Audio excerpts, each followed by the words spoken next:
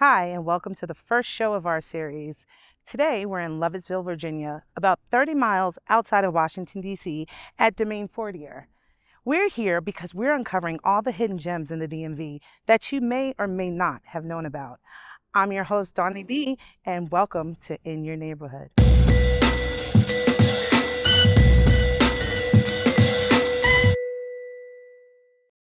Hey, Jennifer, thanks for having us today. We're so glad to be here. Thanks for coming. Yeah, let's sit down and chat a little. Let's do it. Hi, welcome to our show. I'm your host, Dawny B. Today we are in Lovettsville, Virginia, and I'm sitting with Jennifer Volk-Fortier of Domaine Fortier Winery. Hi, Jen. Thanks for welcoming us in today. Thank you. So we're a new show, we're a new series, and we're finding all the gems right here in the DMV that people may or may not have known about. We found you. You were actually a social media favorite. Did a little poll, and I said, hey, who's out there? And they automatically, the audience pointed to you. That's awesome. You're a patent attorney. Yeah. Tell us, how did you get into grapes and How did you- wine? How did you get here? Right. It's a Brought big you here. So, my background is actually in electrical engineering. So I have a science background, and my husband's an engineer as well. So the science of wine was just very intriguing to us. We also obviously just love wine. We also have young children, and so about 10 years ago we started going to different wineries and just hanging out and seeing the culture, and we really fell in love with it. And we really fell in love with the community. The wine community is absolutely amazing in Loudoun County, and so thank you. So that was when we were like, you know what, maybe this is something we can do as a family together, and something that's just a little bit bigger than us. Thank you. Sure, thank you. No, I definitely get the sense of the community. I told you I wasn't a big wine drinker until recently. And upon going to a tasting, it is definitely a club almost. Would you say that? It is. It's super fun. Guests come up and you feel like you're family, Sure. And you're very new. We are very new. This is our 6th weekend open. Wow. And Yeah. you already have a crowd. Yes. I guess that would speak to the popularity, huh? It's been really great. It's been really great. What have you encountered along the way that has probably been a teaching moment, or what are the different bumps along the road? Oh goodness, there have been a lot of bumps. This is a very long process. We bought this property in 2018. We planted in 2020, and we've been making wine since then. It's 2024. So this has been a very long process for us. Patience has been the biggest challenge. Isn't that biggest part of the process in the winemaking process? It truly is. And a lot of we're drinking a stainless steel Albarino right now, but the rest of our wines right now are all oaked, and they're 2020s. So they've been sitting for 4 years. And that's a process. So we just had our first harvest this last year. We planted in 2020. We just had our first harvest this last year. We produce everything at Walsh Family Wine.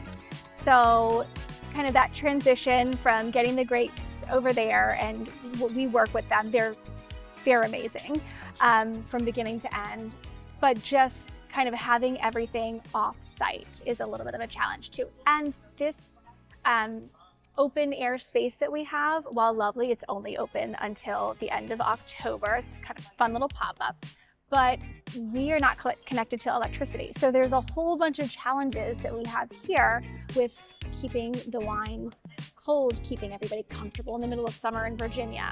There's a lot of little things, logistics that people don't think about. Sure, but like you said, it's a community, right? It is, yes. And it seems like it doesn't bother the patrons that are here today. And as you said, you had a stellar weekend last weekend. We did. It was fantastic. That's awesome. I mean, you have plans for expansion. Talk to us a little bit about that. What do we have to look forward to with Domaine Fortier? I know this is not the end. It is definitely not the end. This is just the beginning. So this, again, just a fun pop-up till the end of October. We are brainstorming on fun things that we're going to do through the winter and next spring. Our actual brick and mortar facility is going to go right here. We're hopefully going to start building this winter. Okay. And it'll probably take about 18 months to build. So until then, we're trying to think of some fun things that we can do to keep the customers engaged, keep the wine flowing, and just having fun. Fun. Just having, I mean, it's about fun, right? Absolutely. It seems that the patrons that have already come, just based on your personality, just enjoy you guys alone. So you guys are rich in history here. You got to talk to us a little bit more later as we go along about how you came up with your different packages and your wine names, because you do all that, correct? Yes, we do all of that. So elsewhere, we got to talk a little bit more about that. How does that process look? Do you package it up? Do you pick the grapes? I mean, talk to us a little bit about how that takes place. Yeah. So we do have a crew that we work with consistently. We actually, a lot of the vineyards around here, we share a crew. So when we decide that a particular varietal, say we've got Chardonnay behind us, when we decide that those are ready to go, we get the crew out here, we pick. My husband and I are out here too, sometimes the kids if it's not a school day. Nice. We pick, we load everything up into our truck. We have these huge bins and we drive them over to Walsh Family Wine, and that's when they'll start the process of we'll start picking, and then we'll press and do all the fermentation and everything there from beginning to end. Gotcha. So you're basically growing the grapes here. Right. That's where it ends. But eventually, do you guys have plans to have your own process? Yes, we do. We are going to have a production facility that's going to house, I think, about 10,000 cases is what we're going for. Yeah. Wow. I don't know that that's all going to be ours, but we wanted something so that we could grow long term. Sure.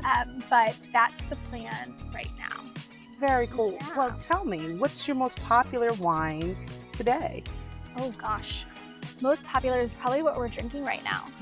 So this is our 2023 Albarino. These grapes are actually from a vineyard right down the street in Lovettsville, but we do not have Albarino on our property. So Nice. this one is, Let's smell a little bit. yeah, no, it's I'm not delicious. a wine drinker, so you have to teach me. And Oh, I'm it's sure okay, there's sis. plenty of people that started where I started and just fell in love Yeah. and began to want to kind of learn a little bit more about how the process goes. What do you look for? Mhm. How do you match them with foods? So much to talk about. Yeah, there is, you could talk forever about one. But really it just comes down to, does this taste good? Like that's Gotcha. step one, does this taste good? This particular wine is steel barrel. It's absolutely lovely, big floral notes. I call it sunshine in a bottle. I mean, it really just, everybody's been loving it on these summer days because It's very crisp fresh. and it's fresh. Yes, absolutely. So there are different types. Tell us about the different types of wine. I mean, even experiencing it for the first time myself, Yeah, I'm thinking that wine is a red or a white, but it goes further than that. it does. We all started there too. Okay. Absolutely, 100%. When we first started this process, my gauge was, do I like this? Yes. Okay, this is a good wine. I didn't understand like the complexity and the different, levels of wine. And how they kind of pair Yeah, with how they different pair. foods Yes. and It was simply a yes or no question for me. But we have 6 wines on our menu right now. And we've got a Chardonnay, Albarino, Petit Manseng. We've got something called a Le Pivot, which is a blend of Cab Franc, Merlot, and Tannat. We have a Cab Franc Reserve 2017, which is wonderful and actually won gold at the San Francisco Chronicle this past year, which is super exciting. And then we've got something called a White Merlot, which is unique to our vineyard. I love this vineyard. It's phenomenal. The wine is really good. My favorite is the White Merlot, and I definitely plan on coming back again. well, we're going to take a break. And when we come back from our break, I want you to talk to us a little bit about the history behind the winemaking process and why you named some of your wines what they're named today Okay, perfect. when we come back. Stay tuned.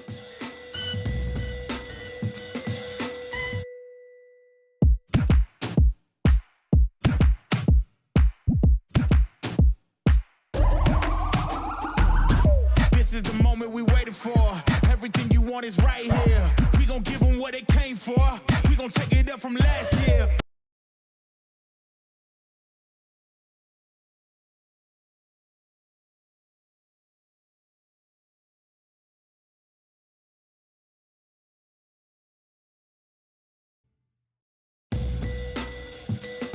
Welcome back. I'm here with Jennifer Volk-Fortier at Domaine Fortier Winery in Lovettsville, Virginia. Jennifer, you talked about so much, the winemaking process, how you got started as a patent attorney to come out to having a full-blown vineyard with a winery here. Talk to us about your packages. Like, how did you come up with some of the packages that you offer here today? So yes, we've got 3 club packages right now. It's called our Founders Wine Club. Our first one is the Micaiah Club, and that is 4 bottles of wine every quarter with some other fun perks, like 50% off the tastings and 15% off rentals for like all of the facilities and a bunch of other fun things.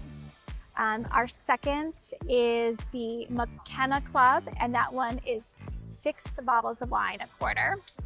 Wow. And then our third one is the Mila Club, and that is a whopping case a quarter. So share with the audience those names. Those are your kids. Yes, they are little. How cool is that? You incorporated the whole family into the experience. Yeah. And I think that's what sets you guys apart.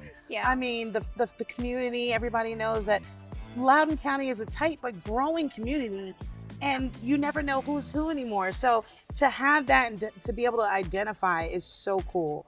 So talk to us a little bit about how you came up with the names. Like, why choose your kids' names? I mean, other than to keep it family, but it was just a distinguishing factor. Like, Yeah. hey, honey, let's name it after the kids. I know. So it was super fun. We actually have 5 children, so the 2 older ones were a little like, Oh, they're mad. we have to discuss this. Right. But these were the 3 babies. These are just the founding club memberships. So These are exclusive. exclusive. So we're only offering 50 memberships for each club. Actually, the Micaiah sold out last weekend. Already? So we have the McKenna and Mila open. We will eventually have a regular club. We're not sure about the names of that yet, that we're going to offer probably in the next couple weeks as we start closing out the founding club. But So how do you come up with the clubs? Is it the time that it's spent to harvest, or just different grapes? Like, how do you make that up? Wake up one day, say, okay, we'll have the Riesling club today.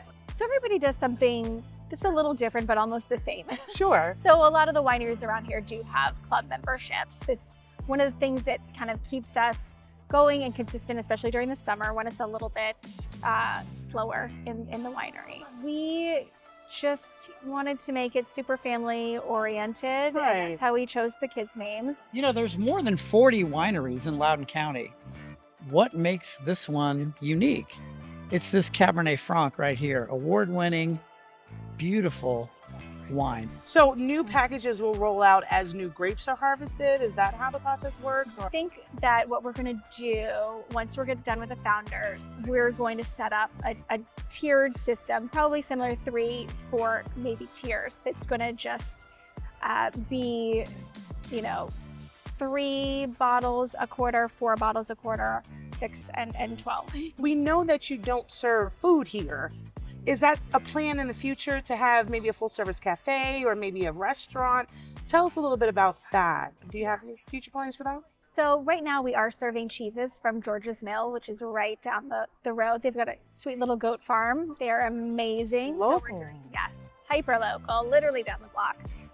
So we're doing cheeses and crackers. But once we open up our actual facility, we will have a warming room, not a full kitchen, but a warming room. So we'll be able to have more of a full service kind of meal menu. Kind of eatery type deal. Exactly. And we might look into food trucks. I don't know. Everybody's been talking a lot about that. But That we'll would be see. fun. Super fun. Well, when we come back, we're going to take a walk in the fields, and you mind showing us some of your harvest? Yeah, we would love that. Oh, I'm so excited. Stay tuned.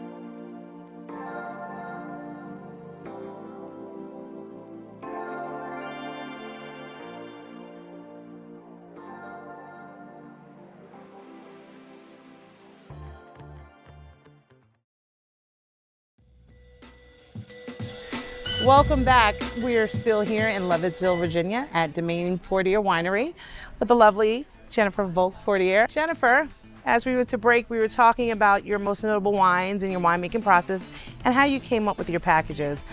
You brought out here, tell me what you brought for us. Yeah, this is a white Merlot. This is our signature wine right now, which is super fun. And of course, I brought a little bit for us to taste too. Yay! So just splash. All right, so a little bit about this wine. So my husband and I honeymooned in the Ticino region in Switzerland years ago. Love it. So it's fantastic. But they're known for their white Merlot, but they don't export it. So you can't find it in the US or anywhere else I've been able to find. So when we started this wine venture, we're like, we have to make this wine. How cool. It was very cool. So my husband called up the winemaker, Okay, tracked him down, all the way in Switzerland. Switzerland, and was like, tell me your process. We got the step-by-step on how to make this wine. The only thing he wouldn't tell us was the yeast. Of course, it's got to keep something for himself. Secrets. Yeah. Those are the secrets. Yes, and they used charcoal to filter it so that it was clear, but we decided to keep the color. So we thought it's pretty. We wanted to Charcoal. a little different. Teach me the swirl. Teach me the classic wine swirl. Okay. So you're going to want to kind of use the wrist a little bit, kind of swing it. Swing it. Okay, so I'm, oh, yay. Yeah. And so there's a whole process to smelling.